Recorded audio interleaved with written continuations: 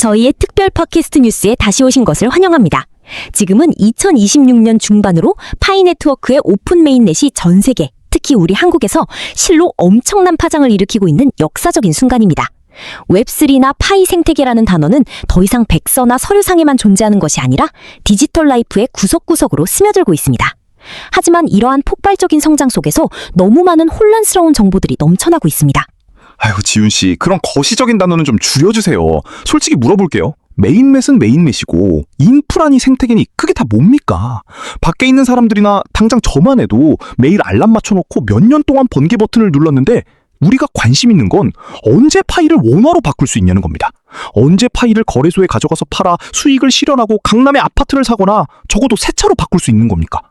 요즘 카카오톡 단톡방 보면 다들 애가 타서 난리도 아니에요. 게다가 어떤 사람은 아침에 일어나 보니 파이 지갑이 텅 비어서 5년 동안 고생한 걸 다 날렸다고 하던데 도대체 이게 어떻게 된 일입니까? 민호 씨 진정하세요. 민호 씨를 비롯해 한국에 계신 수백만 파이오니어 분들의 조급한 마음을 저도 아주 잘 이해합니다. 방금 말씀하신 지갑의 자산 분실 문제가 바로 오늘 우리가 이 이야기를 깊이 파헤쳐봐야 하는 이유입니다. 사실 코어팀이 시스템을 허술하게 만든 것이 아니라 해커들이 일부 사용자들의 탐욕과 무지를 노리고 있는 것입니다. 지난주에 있었던 탈중앙화 거래소를 사칭한 웹사이트 사건 기억하시나요? 1파일을 즉시 수천 달러로 바꿔주겠다고 약속하며 사용자들에게 지갑을 연결하라고 요구했었죠. 아이고, 설마 24개 비밀 구절을 입력하라고 한 건 아니겠죠? 어쩐지 어제 은퇴자 모임에 제 친구가 대성통곡을 하더라고요. 메인넷 기념 파이 에어드롭을 준다는 링크를 눌렀다가 2020년부터 모아온 10,000파이가 그대로 증발해버렸대요. 잃어버렸으면 코어팀이 물어줘야 하는 거 아닙니까? 블록체인은 투명하다면서요. 누가 가져갔는지 바로 추적해서 경찰에 신고해 잡아야죠. 민호 씨에게 찬물을 끼얹게 되어 유감입니다만 블록체인의 세계, 특히 파이 네트워크의 논 커스터디얼, 즉 비수탁형 지갑 시스템에서는 24개의 비밀 구절이 유출되는 순간 금고 열쇠를 도둑의 손에 직접 쥐어준 것과 같습니다. 블록체인의 특징은 탈중앙화와 불변성입니다. 니콜라스 박사나 코어팀을 포함한 그 누구도 개입하거나 동결하거나 그 파일을 되찾아줄 권한이 없습니다. 그럼 첨단 기술인데도 그렇게 위험하다는 겁니까? 예전에는 은행 카드를 잃어버려도 고객센터에 전화해서 정지시킬 수 있었잖아요. 그런데 지금 이 웹3라는 걸 하다가 자칫하면 다 날리고 아무도 보호해주지 않는다니. 그런데도 지훈 씨는 계속 찬양만 하시네요. 그것이 바로 완전한 금융 자유의 대가입니다, 민호 씨. 스스로가 자신의 은행이 될 때는 자신의 자산에 대해 스스로 책임을 져야 합니다. 게다가 2026년인 지금 그들의 수법은 가짜 웹링크에만 머물지 않습니다. AI를 이용해 딥페이크 비디오를 만들고 가족의 얼굴을 위조하거나 코어팀 직원을 사칭해 텔레그램 영상통화를 걸어 비밀번호를 빼내려 합니다. 따라서 가장 중요한 생존 원칙은 단 하나입니다.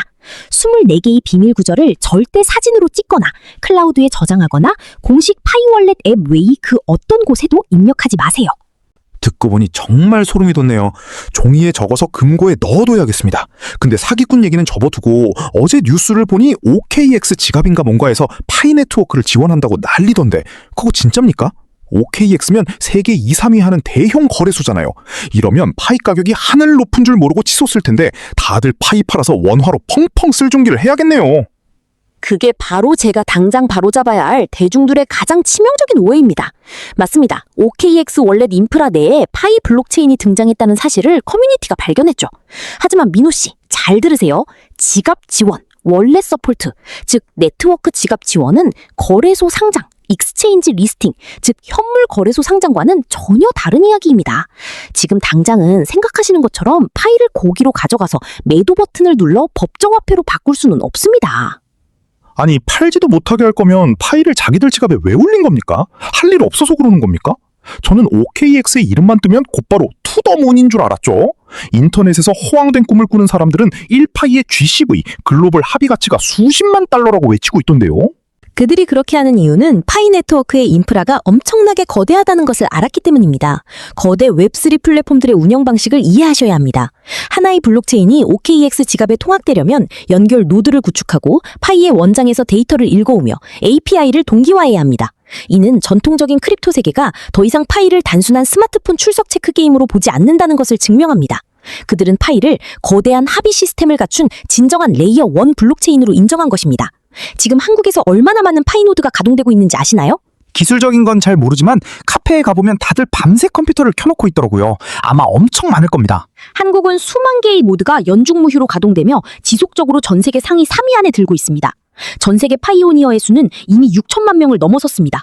OKX가 파이 네트워크를 통합한 것은 웹3 시대를 준비하기 위해서입니다. 즉 미래에는 사용자들이 OKX 지갑을 사용해 파이 생태계 내에 있는 D앱, 탈중앙화 어플리케이션들과 직접 상호작용할 수 있게 된다는 뜻입니다. 인프라는 항상 유동성보다 앞서 구축되어야 합니다. 대빈이 인프라니 하니까 귀가 다 먹먹하네요. 그래서 요점만 말하자면 파이가 그 많은 앱들을 가지고 뭘 하겠다는 겁니까? 제가 보기엔 파이 브라우저에 가끔 들어가서 홍삼 몇 포나 중고 컴퓨터 부품으로 바꾸는 것 말고는 아무것도 없던데요?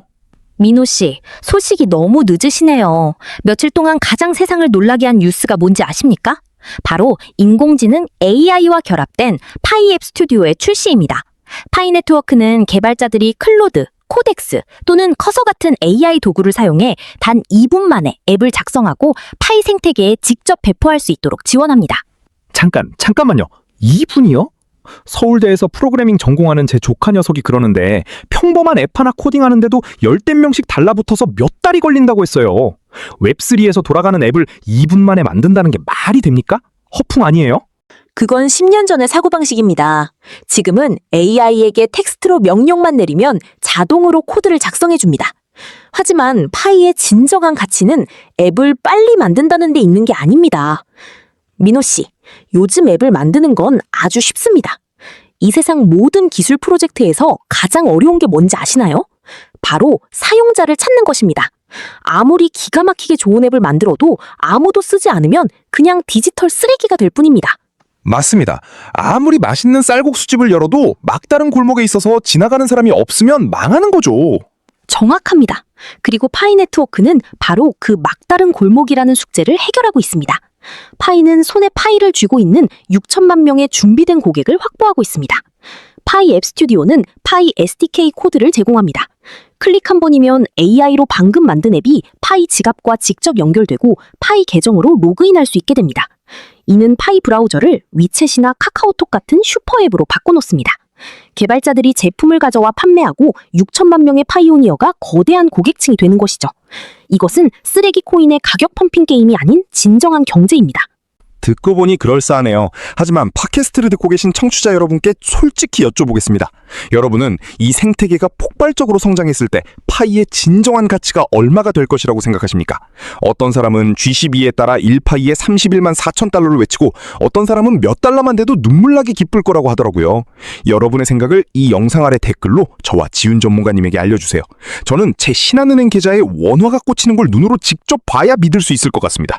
민호 씨가 댓글 이야기를 꺼내신 김에 덧붙이자면 오늘 저희의 분석이 여러분의 오랜 궁금증을 해소해 주었다면 지금 바로 좋아요와 구독 버튼을 눌러주세요. 폭발적인 오픈 메인넷 기간 동안 파이 네트워크의 그 어떤 변동사항도 놓치지 않으실 수 있습니다. 그럼 이야기를 계속해볼까요? 거봐요. 구독자가 쑥쑥 오르고 있네요. 하지만 전 여전히 찜찜한 구석이 있습니다. 앱도 만들고 상거래도 한다고 하셨죠. 그런데 요즘 사람들이 CD 게임스 베이탄가 하는 플랫폼 때문에 아주 난리더라고요. 게임을 만든다는 겁니까? 글로벌 스케일의 웹3 디지털 화폐가 무슨 애들 장난 같은 비디오 게임이나 하고 앉아 있습니까? 방향성도 잃고 진정성도 부족해 보이지 않나요? 또 크게 착각하셨네요. 인터넷과 웹3 세계에서 게임은 아이들의 장난이 아닙니다. 게임은 사용자를 잡아두는 궁극의 무기입니다. 한번 생각해보세요. 은행 앱이나 결제 지갑을 하루에 몇 번이나 여시나요? 돈을 송금할 때나 여시겠죠? 안 그렇습니까? 그야 그렇죠. 파이 초창기에 채굴하던 분들 빼고 누가 한가하게 지갑을 열어서 잔고만 계속 들여다보고 있겠습니까? 열어서 송금만 끝나면 바로 끄는 거지 뭘 더 합니까? 하지만 게임은 다릅니다. CD 게임즈는 스스로를 단일 게임이라고 부르지 않습니다. 그들은 자신들을 게이밍 게이트웨이, 파이 생태계의 게임 포털이라고 부릅니다. 그 안에는 펫 키우기, 대륙 건설하기, 토너먼트 참가하기 등의 게임이 있습니다. 게임은 일일 퀘스트를 만들어냅니다. 사용자들은 보상을 받고 싶어서, 순위표에서 경쟁하고 싶어서 매일 파이 브라우저를 열고 게임을 하며 아이템을 사기 위해 파이를 소비하고 토너먼트에서 다시 파이를 얻습니다. 이러한 선순환 구조는 네트워크에 엄청난 거래량을 창출해냅니다. 아, 이제 이해가 되네요. 옛날에 카카오톡에 있던 가상 고양이 키우기나 농장 게임 같은 거군요. 제 아내가 매일 저한테 시간 맞춰 들어가서 양배추 수확하라고 시켰었거든요. 결국 사용자들의 발을 묶어서 파이 생태계에 최대한 오래 머물게 하려는 거네요. 맞습니다. 블록체인이 오래 살아남고 높은 가치를 지니려면 실제적인 네트워크 활동이 필수적입니다. 수백만 명의 사람들이 파이를 들고 감나무 밑에서 입만 벌리고 앉아 가격이 오르기만을 기다렸다가 서로에게 물량을 떠넘길 수만은 없는 일이죠. CD게임즈는 파이 자금이 순환해야 할 이유를 만들어줍니다. 그리고 요 며칠 국제 웹3 커뮤니티를 그야말로 열광하게 만든 디테일이 하나 더 있습니다. 바로 제네시스 파이오니어입니다. 또 영어네요. 제네시스 파이오니어가 뭡니까? 무슨 갓 데뷔한 아이돌 그룹 이름 같네요. 농담도 잘하시네요. 제네시스 파이오니어는 특별한 칭호이자 영구적인 NFT의 일종인데 오직 선착순 1만 명에게만 한정적으로 지급됩니다. 그리고 그들은 단호하게 선언했습니다. 두 번째 기회는 결코 없을 것이라고요. 암호화폐 세계에서 기원이나 최초를 뜻하는 제네시스라는 단어가 붙은 무언가가 극도로 희소한 한정된 공급량과 결합하면 그것은 엄청난 포모, 소외불안 심리 효과를 촉발합니다. 그건 저도 아주 잘합니다. 제 아들 녀석이 어떻게든 사겠다고 홍대 매장 앞에서 밤새워 텐트 치고 기다렸다가 10배를 받고 되팔았던 그 한정판 운동화 같은 거군요. 희귀하기도 하고 남들에게 내가 다른 레벨에 있다는 걸 과시하기 위해서잖아요. 그쵸? 아주 정확합니다. 제네시스 파이오니어는 단순한 가상 배지가 아닙니다.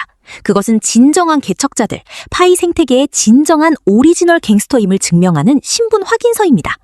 향후 파이 네트워크의 사용자가 수억 명, 나아가 10억 명에 달하게 되면 이 배지를 소유한 1만 명은 디지털 세계 내에서 극도로 높은 사회적 지위를 갖게 될 것입니다. 이에 더해 실제 활동을 기반으로 한 신용점수 시스템인 CD스코어가 따라옵니다.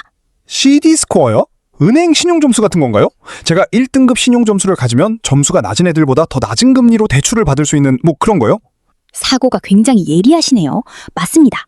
CD스코어는 일종의 탈중앙화된 신용점수 레이어입니다. 시스템은 네트워크에 어떻게 기여했는지, 노드를 안정적으로 운영하고 있는지, 거래가 투명한지를 바탕으로 당신의 점수를 매깁니다. 미래에는 이 점수가 새로운 프로젝트에 우선적으로 참여할 수 있는 권리를 결정하거나 무담보로 디지털 자산을 빌리는 기준이 될 수도 있습니다. 파이 네트워크는 보이지 않는 곳에서 수천만 명을 위한 신원 확인, 신용 및 금융 시스템 전체를 구축하고 있는 것입니다. 와, 지윤 씨의 분석을 듣고 있으니 저절로 소름이 돋네요. 지금까지 저는 파이를 그저 암시장 상인의 눈으로만 바라봤거든요. 어떻게 하면 이 가상의 동전을 싸게 사서 비싸게 팔까만 궁리했죠. 알고 보니 니콜라스와 스탠퍼드 출신 팀원들이 이렇게 엄청난 체스판을 짜고 있었던 겁니까? 민호 씨가 이제야 큰 그림을 보기 시작하셨군요. 모든 것을 연결해보세요. 그들은 웹3 세계로 들어가는 문으로 파이 브라우저를 만들었습니다. 저장과 결제를 위해 파이 지갑을 만들었죠. 수천 명의 개발자들이 몰려와 앱을 구축할 수 있도록 파이 SDK를 출시하고 AI를 통합했습니다. 커뮤니티가 매일 활동하도록 유지하기 위해 CD게임즈를 개발했습니다. 그리고 이제 OKX 월렛이 그들의 인프라를 인식하기 시작했습니다. 이것은 결코 하루아침에 펌핑 앤 덤핑을 하는 쓰레기 코인의 모델이 아닙니다. 이것은 독립된 디지털 국가의 모습입니다. 하지만 말이죠. 할 말은 해야겠습니다. 비전도 원대하고 디지털 경제도 거대하지만 지금 이 순간에도 수많은 사람들이 KYC 단계에서 꽉 막혀 있습니다. 그리고 지갑은 물량 배분을 기다리며 잠겨 있죠. 생태계는 여전히 파이로 결제하면 물건값을 10배씩 부풀려 받는 악독 상인들로 가득합니다. 10년 후의 비전은 모르겠지만 현재의 현실에 지친 사람들이 너무나 많습니다. 지훈 씨. 그런 어려움들을 부인하지는 않겠습니다. 200개가 넘는 국가에 6천만 명을 위해 복잡하고 다양한 온갖 종류의 서류를 처리하면서도 기존의 중개기관을 사용할 수 없는 신원 확인 시스템을 구축한다는 것은 인류 역사상 유례없는 기술적 도전입니다. KYC 과정이 지연되는 것은 AI 알고리즘이 수천 가지의 다른 신분증 양식을 인식하는 법을 학습하고 있는 데다 진짜 사람들의 파일을 훔치려는 수백만 개의 가짜 계정독들과 싸워야 하기 때문입니다. 그럼 계속 쓴물을 삼키며 무작정 기다려야 한다는 뜻입니까? 시간은 금인데요. 쓴물을 삼키는 것이 아니라 근거 있는 인내입니다. 코어팀은 사기꾼들이 자산을 몽땅 빼돌리도록 서둘러 문을 여는 것보다 네트워크가 깨끗하고 공정하게 유지되도록 차라리 천천히 가는 길을 택했습니다. 생태계 내에서 가격을 부풀리거나 속이는 상인들의 문제는 초기 시장의 자연스러운 도태법칙일 뿐입니다. 오픈 메인넷이 완전히 열리고 대기업들이 안정적인 환율로 진입하게 되면 얄팍한 상수를 부리던 상인들은 자동으로 시장에서 퇴출당할 것입니다. 언젠가 서울에서 갈비구이 한 접시 값을 파이 지갑으로 직접으로 결제하거나 지하철 요금을 지불하는 모습을 상상해 보신 적 있나요? 너무 먼 미래 얘기 같긴 하지만 정말로 제가 원화로 바꿀 필요 없이 파이만 들고 편의점에 가서 소주 한 병을 사서 친구들과 한잔할 수 있는 날이 온다면 그날 저는 천지신명께 감사하며 남산타워를 한 바퀴 걷겠습니다. 그리 머지 않았습니다. OKX, 파이앱 스튜디오 그리고 게이밍 게이트웨이 이벤트는 바로 오픈 메인넷이라는 열차가 종착역에 다다르고 있음을 알리는 기적 소리입니다. 지금 민호 씨와 청취자 여러분이 하셔야 할 유일한 일은 첫째, 집분소보다 24기 비밀 구절을 더 소중히 보관하는 것입니다. 둘째, 지난 몇 년 동안 피땀 흘려 채굴한 파일을 암시장에 헐값에 넘기지 않는 것입니다. 이 웹3 생태계가 본격적으로 폭발할 때 뒤처지지 않도록 지식으로 무장하시기 바랍니다. 오늘 지윤 씨 말씀을 듣고 나니 제 뇌가 최신 버전으로 업데이트된 것 같은 기분이네요. 이따가 당장 조카 녀석한테 전화해서 그 파이앱 스튜디오인가 뭔가를 집중적으로 연구해보라고 해야겠습니다. 혹시 압니까? 조카가 파일을 엄청 벌어들일 앱을 만들어낼지? 지윤 전문가님 정말 감사합니다. 감사합니다, 민호 씨. 그리고 시청해주신 모든 분들께도 감사드립니다. 항상 깨어있으시고 굳건한 믿음을 가지시길 바라며 파이네트워크의 가장 눈부신 웹3 시대의 새로운 장에서 다시 뵙겠습니다. 안녕히 계세요.